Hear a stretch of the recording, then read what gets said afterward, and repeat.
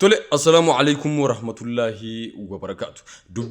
دبي آغاتي سجنتا بريدا سجنتا أجايبا أكا غودينا باليتي أدوغا فغويا سديجيا تربا فابركم لماف كودشن سجنتا جبا في تيما جبينيا كينيا موليسو سجنتا علماء أهدوير ماجزو كان أكا أستاذ رايا أبا أستاذ سفيان عثمان أستاذ هيدر كدير أستاذ قمر حسين أستاذ إبساسن دكتور محمد صالح akkasumas Ustaz Abdurrahman Sultan Wallo iddoo jiranii wal waamanii walitti dhaamanii aduu gaafa guyyaa 3 ji'a 7 bara 2015 wal argaan teenna dirree istaadiyoomii madda walaaboo haa taatu jechaatiin hin jiru.